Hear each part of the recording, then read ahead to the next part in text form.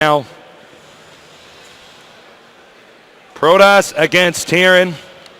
Here's our first player, a member of EGAxslav, wishing good luck and have fun. And in very close proximity, we have SixJax Major.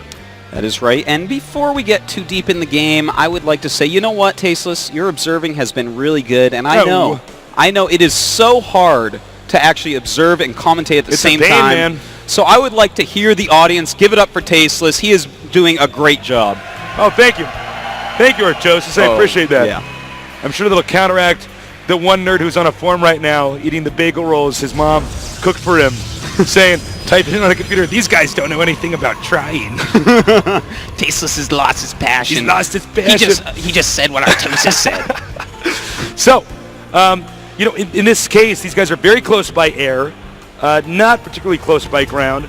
This is a variation of the map Lost Temple, the map from Starcraft 1, and of course Warcraft 3. Really. Yeah, it's old school map, and as you can see here, yeah, it was actually. The ramp. How long was that played in Starcraft 1? Starcraft 1 competitively? Yeah, that was actually... I want to say it was actually 5 or 6 years, it felt like. Seriously, it was. In fact, that was the only map I dreamed on is Starcraft 1. Well, that was actually what you thought of if you were a competitive Starcraft 1 player. You defaulted the entire way the game worked off of a map called Lost Temple. Eventually, the scene evolved, and that's when we started incorporating different maps, you know, that have different geography on them, so that different strategies, different play styles can be rewarded. And that's an important thing to know if you're kind of new to StarCraft 2, is there weren't always different maps. So this map, you know, Blizzard keeps, I'm sure with every RTS game in the future, there'll always be a Lost Temple, but Blizzard intentionally makes this one of these maps to kind of continue on this map's history here. And wow, is this a Nexus first from Axslav? Wow, well, this guy has some balls, Tasteless, going for just such a quick expansion there. Of course, he knows that because it's MLG Shattered Temple, that SixJax Terran will not be in the closest position, which is 9 o'clock. So he will get down here. He will not be able to get into this location as it is walled in here. And a Marine is going to come in here and engage. Axslav, I swear to God, this name sounds like it's being said in Pig Latin. I like the ID. And if you note, he's pooling the energy here for Chrono Boost. Yeah, he quite is. He's probably going to want to get a Zealot out real quick, maybe Chrono Boost a couple Stalkers as well. You have to be very, very careful about getting enough units early, but SixJax Major, man, he is going for an expansion himself. Very quick one. Axslav has not seen it, but it is a gaseous expansion, so he is basically doing the equivalent of this for Terran. So it looks like we may enter into quite a macro game.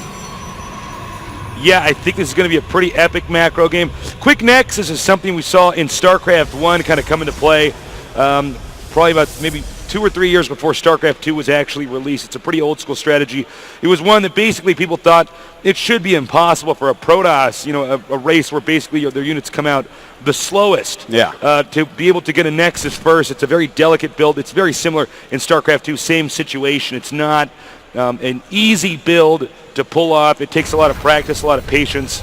But if you're good at it, you're in good shape. And you know what, this probe, I think it's going to be able to get around. There's only one Marine here. Indeed, and those other Marines are actually going up. Well, they look like they were going to attack. I guess not. And the probe running by. It.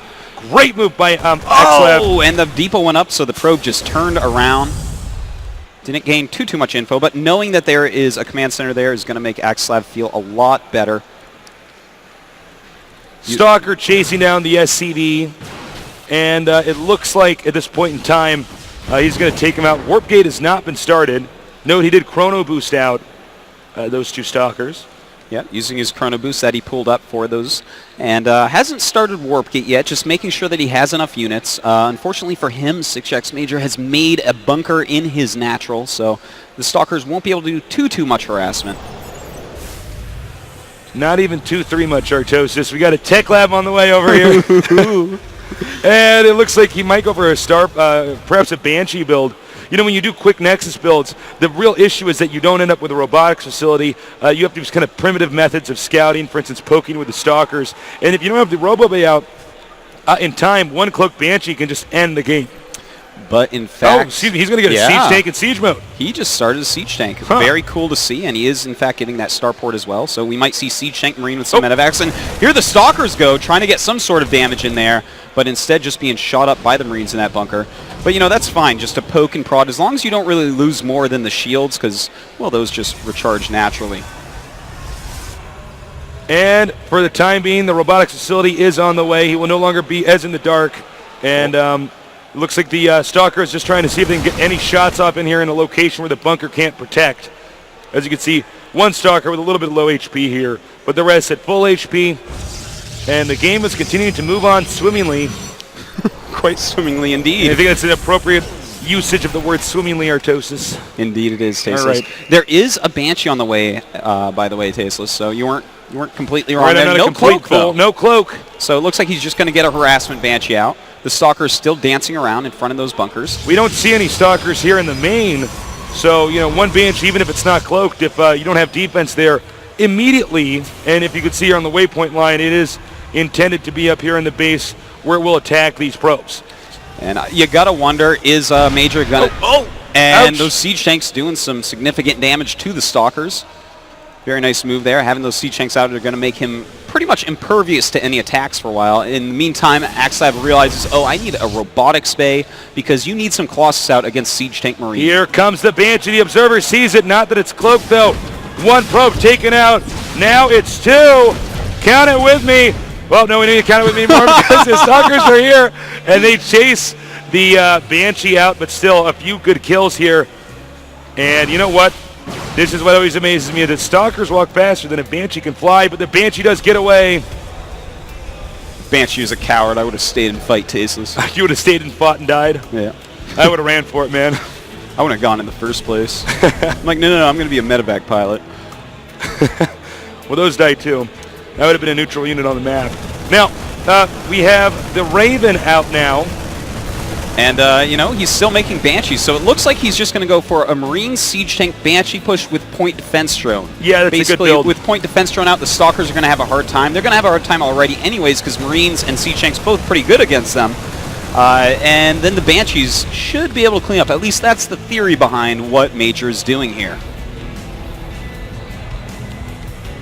So, the SCVs are moving out. Now, the key thing with Raven, as Artosis has mentioned times before in our broadcast, is the point defense drone is so strong. You get that one Banshee, Protoss is forced into making a considerable number of Stalkers. Now, Stalkers are essentially worthless if point defense drone is out, because the amount of damage siege tanks and Marines with their DPS can do at that point in time is pretty huge. Some bunkers trying to go up. Nice force fields there. Getting rid of the SCVs is actually a pretty big move. And Axslav doing good control so far, taking out some of these Marines. Major being just a little bit sloppy, but he still has that Raven. Point defense drone is ready. He does have enough energy at this point. And here comes the Colossus. That is such an important unit in this battle. Thermal Lance not quite done yet. Yeah, Thermal Lance about 75% complete. He wants to be close enough to the Nexus so that the siege tank can hit the Nexus. That will force the Protoss to attack here. As you can see, he's not going to warp in more Stalkers, just more Zealots and Sentries over here, since Stalkers are not going to be useful against the point defense drone ability that the Raven has. And here he comes. He's moving out.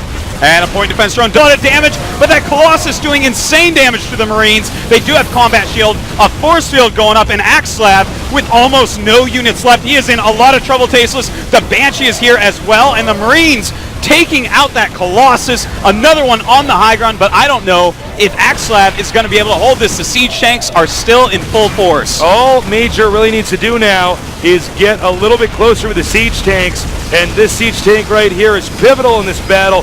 You could see the Colossus hiding behind the Nexus, trying to use that for cover here, but the Banshee position here is killing a ton of probes at, 3 or 4 kills now. Bunker's almost complete, and I don't think this expansion should have been taken here by the Protoss. He doesn't have enough defense, and you can see Major has really controlled the course of this game. Yeah, man, I mean, he's going to lose the Nexus. He's definitely going to lose that robotics bay as well. I think he's ramp is in trouble. Lose this game. Yeah, man, here we go. This looks like Axslav's final attack, warping a bunch of Zealots, but will that be enough? A mule as a diss. Yeah, dissing it up a little bit, and he has the bunkers, he has the siege tanks. It looks like he cannot hold. He actually did a lot more damage to Major's army than I thought he would, but those Banshees can actually clean up everything that's left. The Nexus goes down with the probes moving over here. The Terran knows that this expansion, which is naked, it is not defended, can easily be destroyed. And the Marines going to do so. Those probes just marching to their deaths to the probe trail of tears. And, well, he's going to clean up those Marines, but more siege tanks, more Banshees coming in for Major. Well, it looks like this Colossus is going to go down, and I see no way that EGAxslav Major way outclassing him in this game. You know, if Major ends up winning this whole series against Axslav, he will go into group play on his first MLG try, and that would be a major accomplishment. Whoa.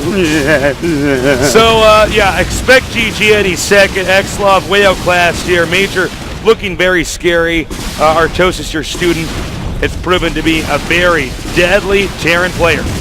The Banshees look like they are going to be able to clean everything up. Axslav still trying to get some sort of defense going, but unfortunately for him, if we look back at Major's side of the map, he has already taken a third base. He's actually making a fourth command center. The supply is 38 against 126.